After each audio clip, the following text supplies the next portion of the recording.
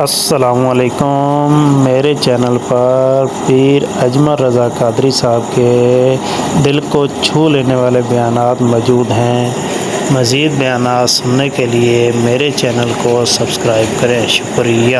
ہمیں آزمائشیں آتی ہیں، تکلیفیں آتی ہیں، بیماریاں آتی ہیں، لوگ چھوٹی چھوٹی بات پر پریشان ہو جاتے ہیں، ذرا سی بات پر شکوہ کرتے ہیں۔ میرے رسول پاک علیہ السلام نے فرمایا جب میرا رب کسی کو بیمار کرتا ہے تو 2 فرشتوں کو بھیجتا ہے، جاؤ میرے بندے کی تیمارداری کر کے آؤ۔ اللہ اکبر، خود رب بھیجتا ہے، جاؤ میرے بندے کی۔ تو مجھے بتائیے جب اللہ بھیجے تو پھر تندرست خوش نصیب ہوا کہ بیمار؟ جی تندرست پھر خوش نصیب کون ہوا؟ میرے نبی پاک صلی اللہ علیہ وسلم نے فرمایا رب 2 فرشتے بھیجتا ہے، فرماتا ہے پتہ کر کے آؤ میرے بندے کا اس کا کیا حال ہے، حالانکہ اللہ سارا ہی جانتا ہے۔ فرشتے آتے ہیں، واپس جاتے ہیں، رب کریم پوچھتے ہیں بتاؤ میرا بندہ کیا کہتا تھا؟ اللہ تجھے سارا ہی پتہ ہے، پر ہم سے پوچھتے تو بتا دیتے ہیں، وہ یہ کہتا تھا کہ میں اپنی رب کی رضا پہ بڑا ہی راضی ہوں۔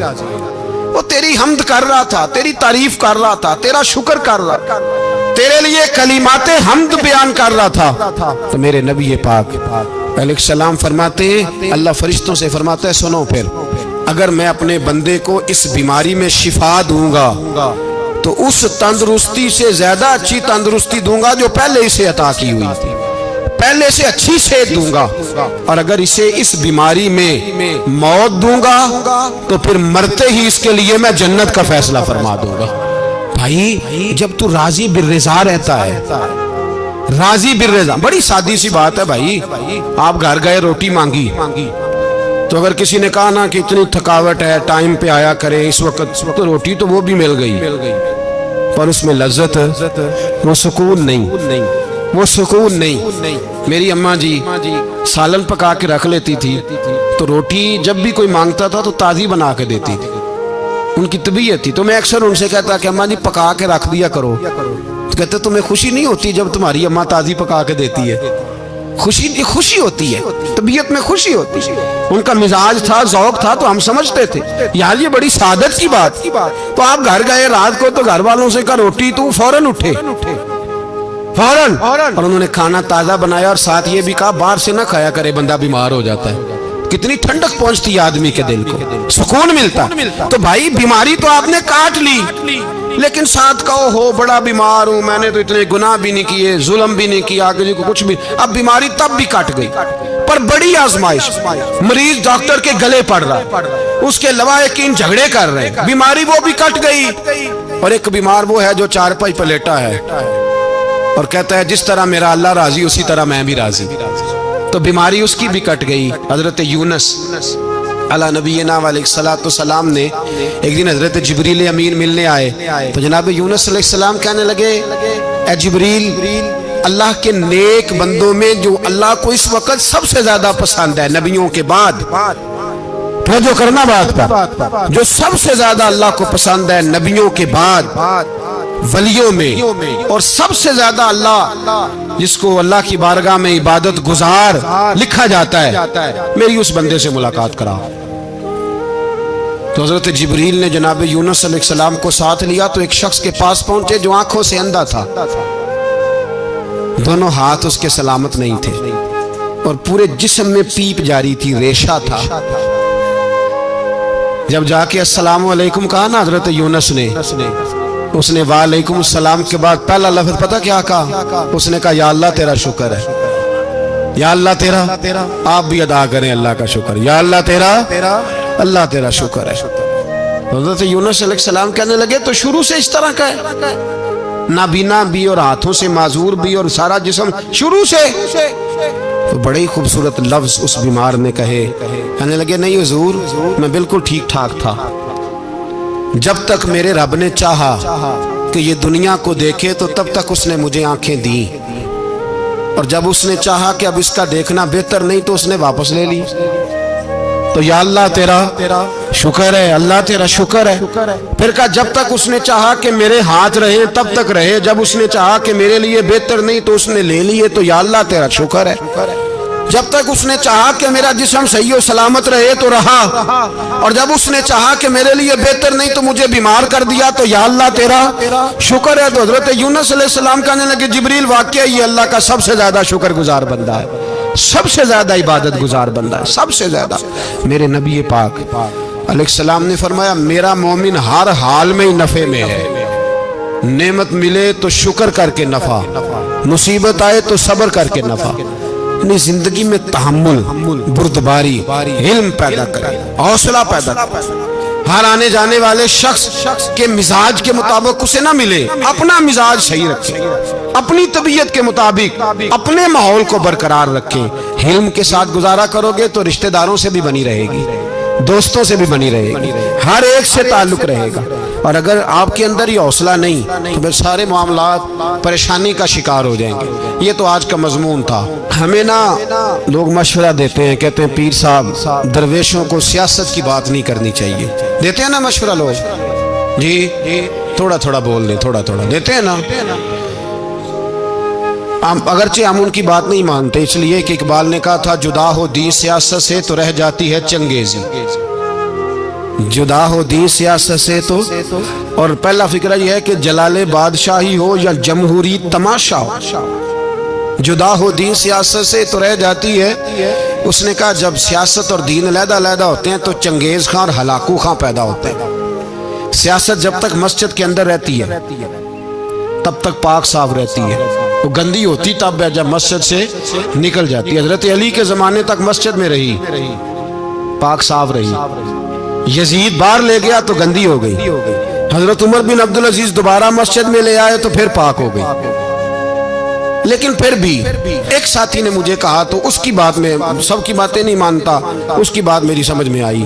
وہ کہنے لگا جی اصل بات یہ ہے کہ سیاسی تبصرے تجزیے ہم اخباروں میں ٹی وی پہ جا کے بیٹھے، جا کے بڑی مہربانی میری طرف دیکھیں، وہ ہم سنتے رہتے ہیں تو ہمارا دل کرتا ہے مسجد میں صرف ہم رسول اللہ کا پیار ہی سنیں۔ تو میں نے کہا یار تیری بات دل کو لگتی ہے، یہ بات صحیح ہے، چلو یہ نیت اچھی ہے، یہ تیرا نظریہ ٹھیک ہے، مان گئے ہم۔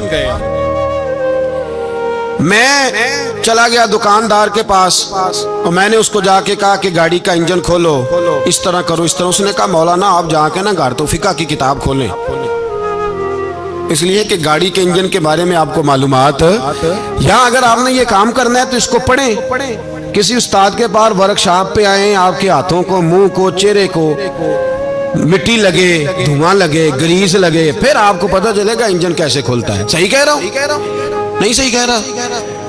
دعا گلاں تے یہاں کر چڑی جے، صحیح کہہ رہا ہوں جی؟ اگر مولوی کو اجازت نہیں سیاست کی بات کرنے کی، اور مولوی کو اجازت نہیں کہ انجن کی بات کرے، تو سیاستدان کو اجازت ہے دین کی بات کرنے کی؟ یہاں تو وہ آئے نا مدرسے میں پڑھے، پورا دین حاصل کرے، پھر وہ بولے تو پھر تو ٹھیک ہو گیا۔ لیکن جب اسے سورۃ اخلاص بھی سیدھی نہیں آتی تو فتوے دینے کی اس کو ضرورت ہے کوئی؟ بولے نا یار کیوں چھیڑتے ہیں سیاستدان؟ ہم نا پچھلے جمعے جلوس نکالنا چاہ رہے تھے ختم نبوت کی ترمیم کے حوالے سے، حکومت وقت نے کہا کہ ہم واپس لیتے ہیں، تو میرے بہت سارے دوستوں نے کہا جی نکالنا چاہیے، انہوں نے کیا کیوں؟ میں نے کہا یار ہم لوگوں کو بھی پریشان نہیں کرنا چاہتے، ہماری اپنی سڑکیں ہیں، کسی کو بس ٹھیک ہے، انہوں نے واپس لے لی تو بات ختم ہو گئی، ہم مان گئے، تسلیم کر لیا۔ اتنا ہمارا مطالبہ ہے کہ اس آدمی کو ضرور سزا دو جس نے یہ ترمیم کی ہے، لیکن ہم نہیں کرتے کوئی، نہیں نکلے، نہیں نہ نکلے، بولے تو وزیر قانون صاحب کو کیا مصیبت بنی ہوئی ہے نیا فتویٰ دینے کی؟ کہ ہے کوئی شوق انہیں دینا چاہیے فتویٰ؟ کہتے نہیں مرضیوں میں ہمارے درمیان تھوڑا ہی فرق ہے۔ مجھے یوں لگتا ہے کہ یہ جان بوجھ کر کوئی نہ کوئی ایسی شرارت کرتے ہیں جس سے لوگ اشتعال میں رہیں، جان بوجھ۔ علم، حوصلہ، صبر ذات کے بارے میں تو ہے، لیکن اگر کوئی رسول پاک کی بے ادبی کرے تو پھر حوصلے کی بات تو ہے ہی نہیں، پھر تو جہاد کی بات ہے۔ اور میں دیانتداری سے مسجد میں باوضو بیٹھ کر جمعے کے دن مشورہ دیتا ہوں حکومت کو، اور وزیر قانون کو مشورہ دیتا ہوں کہ نہ فرعون کی حکومت ساری زندگی رہی، نہ نمرود رہا، نہ جاج بن یوسف رہا، نہ یزید رہا۔ اور یار दरबारी बन के हुक्मरानों की चापलूसी करते करते तुम यहां तक आ गए हो कि अब नबी पाक की इज्जत को आंच डालना शुरू कर दिया है। और आप यकीन करें सियासी जमातों का इतना बुरा हाल है कि इनके लीडर के बारे में कोई बात करे तो पागल हो जाते हैं ये एहतजाज कर कर। और उसने डायरेक्ट कह दिया कि खत्म नबूवत का मसला ही कोई नहीं, जो दीन की बुनियाद है, किसी को परवाह नहीं।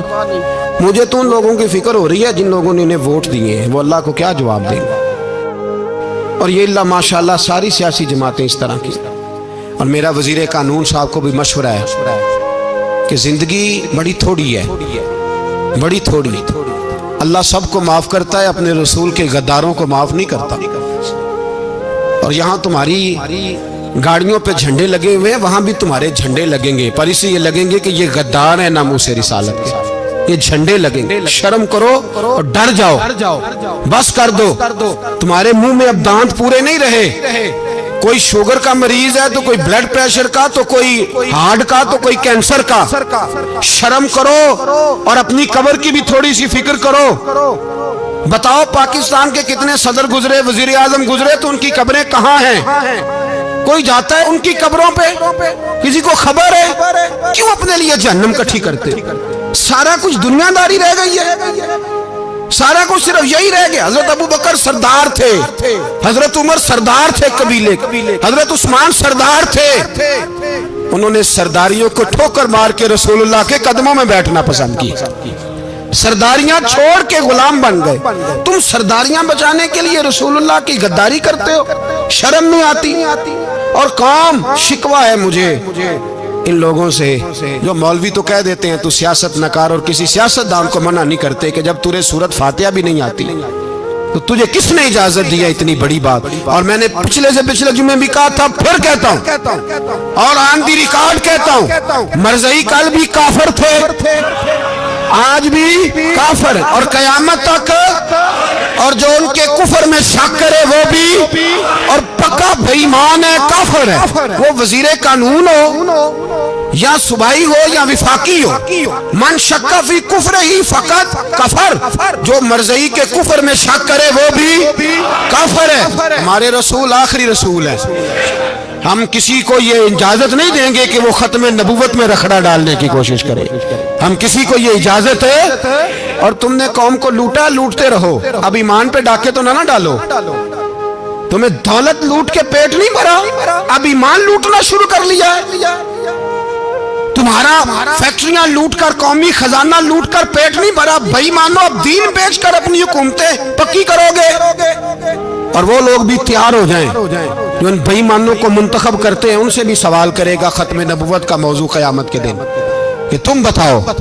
इनको सपोर्ट करते थे जो रसूलुल्लाह सल्लल्लाहु अलैहि वसल्लम के बाद भी किसी नबी को नबी मानना दुरुस्त जानते थे। शर्म आनी चाहिए, ख्याल होना चाहिए। और मैंने कहा कि हमारा दिल नहीं चाहता, आप यकीन करें, हमें शौक है जुलूस निकालने का, तुम्हारे खिलाफ बातें करने का। तुमने रोज थर्मामीटर निकाला होता है, चेक करते हो कि ईमान कितना है कितना नहीं है। ये पाकिस्तान अगर सूबा सिंध है तो हजरत अब्दुल्ला शाह गाजी का है, अगर बलोचिस्तान है तो हजरत बाबा अब्दुल रहमान का है, और अगर पेशावर है तो वो सूफिया का है, और अगर ये धरती पंजाब है तो ये दाता अली अजमेरी की है, ये बाबा फरीदुद्दीन की है। इसमें किसी गद्दार को कब्जा करने की इजाजत बिल्कुल नहीं मिलेगी। और हम वो लोग भी नहीं जो चुप करके अंदर सोते रहे, कौम जो करती है करती रहे, हमें परवाह नहीं। ना, ऐसी कोई बात नहीं। कोई बंदा ना समझे कि इन्हें होश नहीं, इन्हें पता नहीं, हमें सारा कुछ ही आता है। फिर अगर कल को कोई मुमताज कादरी पैदा हो गया तो शिकवा ना करना, कल को कोई फिर से आमर चीमा निकल आया तो शिकायत ना करना, याद रखना।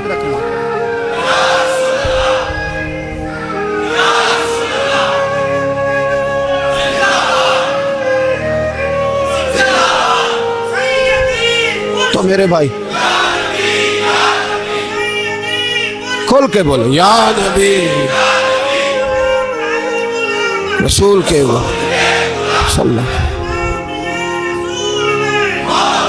तो ये मशवरा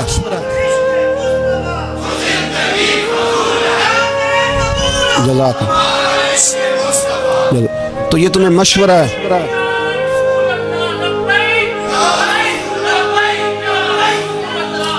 میری بات سنیں، یاد رکھیں، یہ لوگ بعد میں پچھتاتے ہیں، پھر مناظرے کراتے پھرتے ہیں، اس نے صحیح کیا کہ غلط کیا، پھر انہیں ہوش آتی ہے بعد میں، پھر ان کے ہوارے نکل نکل کے میدانوں میں دلیلیں دیتے ہیں۔ اس لیے ہمارا مشورہ ہے انہیں کہ یہ اپنی حد میں رہیں، اور جو کام تمہارے ذمہ، میں نے کہا نا تم نے بڑا لوٹا، یہ قوم روز تمہیں موقع دیتی ہے لوٹنے کا، یہ موقع دیتی ہے، تو تم نے دولت لوٹ کے پیٹ نہیں بھرے، اب ایمان لوٹنے کے چکر میں آ گئے ہو۔ یاد رکھو، مسلمان گناہگار ہیں، غدار نہیں ہیں۔ تمہیں دولت لوٹنے کا تو شاید موقع مل گیا ہے، پر ایمان لوٹنے کا موقع نہیں ملے گا، تو اس لیے اس کو لگام دو۔ اور ویسے بھی کتا جو پالتو ہوتا ہے نا، اس کو گھر کے اندر سنگلی سے باندھ کے رکھنا چاہیے۔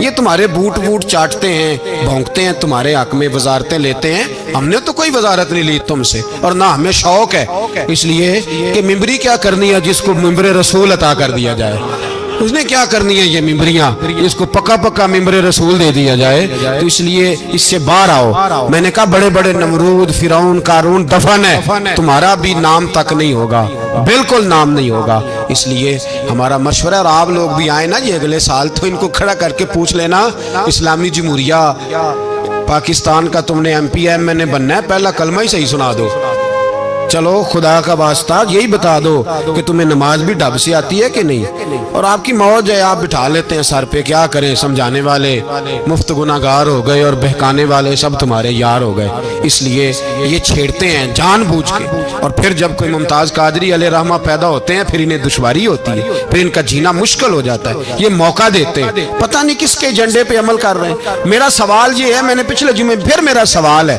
کہ میں پوچھتا ہوں، اس آدمی کو ضرورت کیا ہے ختم نبوت پر بات کرنے کی، جب امت مسلمہ کے متفقہ فیصلہ ہے کہ مرزائی کافر، اسمبلی نے بل پاس کر دیا کہ مرزائی ان کو اقلیت قرار دے دیا، اور جب سے وہ اقلیت بنے، نہ ہم نے ان کی عبادت گاہ جلائی، نہ ہم نے ان کو قبروں سے نکالا، نہ ہم نے، بس ٹھیک ہے جیسے عیسائی رہتے ہیں، یہودی سے کس ملک میں رہتے ہیں وہ بھی رہیں، اقلیت بن کے رہے، کوئی اعتراض، پر تم انہیں کھینچ کھونچ کے کیوں قریب کرتے ہو، تمہارا کیا جرانہ ہے ان کے ساتھ، بتاؤ تو صحیح۔ ان لوگوں سے ان کو چاہیے اپنے منہ میں لگام ڈالیں، اور اگر نہیں ڈالیں گے پھر انشاءاللہ ڈالی جائے گی، اور بڑی تگڑی ڈلے گی، اور پھر ایسی ڈلے گی، ایسی ڈلے گی۔ سلمان تاثیر جب مرا تھا نا تو 5-5 لاکھ روپیہ مولویوں کو آفر کی جنازہ پڑھاؤ، 5-5 لاکھ روپیہ چھوٹے چھوٹے مولویوں کو، اور داتا صاحب کی مسجد کے خطیب بھی صوبائی جو تھے وہ خطیب تھے، ملازم تھے، انہوں نے کہا کہ ایمان نہیں بیچنا، نکالنا نوکری سے تو نکال دو، اور بادشاہی مسجد کا مولوی جس کا پتہ ہی نہیں چلتا کبھی کدھر چلا جاتا ہے کبھی کدھر، یہاں تو وہ بھی کھڑا ہو گیا، اس نے کہا نا ایمان نہیں بیچنا۔ گورنر ہاؤس کی مسجد کا امام کہنے لگا کہ بخشا جانا نہ جانا یہ تو رحمت الہی کا معاملہ ہے، پر اتنا گندا جنازہ نہیں پڑھنا، اتنا گندا جنازہ نہیں ہم پڑھیں گے، مرنے کے بعد تمہارے جنازے نہیں پڑھے جاتے، تمہاری قبریں خراب ہوتی ہیں، کدھر ہیں تمہاری دولتیں؟ اور وہ مولوی آج تک پتہ ہی نہیں کدھر گیا جس نے اس غلیظ کا گندا جنازہ پڑھایا۔ تو بھائی اپنی قبر اشر کو، جب جہاں تمہارے جنازے نہیں پڑھے جا رہے تو وہاں تمہارا کیا حال ہوگا۔ اس لیے ان لوگوں کو چاہیے کہ اپنی زندگی اس طرح گزاریں کہ کچھ نہ کچھ منہ لے کے سرور کائنات کے پاس چلے جائیں، ورنہ ایسا نہ ہو کہ یہاں بھی پھٹکار اور وہاں بھی پھٹکار۔ اس لیے ہمارا مطالبہ ہے حکومت سے کہ شرم کرو، اور ایسے بے ایمانوں کو، کالے ناگ جو تم نے بھرتی کی ہوئے، ان کو نکالو، اور اگر تعریفیں کروانی ہو، تلوے چٹوانے ہو تو اندر کمروں میں ان سے چٹوا لیا کرو، ان سے کہو کہ یہاں ہماری نوکری کرو، باہر نکل کے رسول اللہ صلی اللہ علیہ وسلم کے دین کے بارے میں گفتگو نہ کرو، اس لیے کہ اللہ تبارک و تعالیٰ نے اس دین کے اندر بڑا حسن اور بڑا جذبہ رکھا ہوا ہے، بڑا وقار ہے۔ ہمارا مطالبہ ہے حکومت سے کہ ختم نبوت کے مسئلے پر کوئی سیاستدان گفتگو نہ کرے۔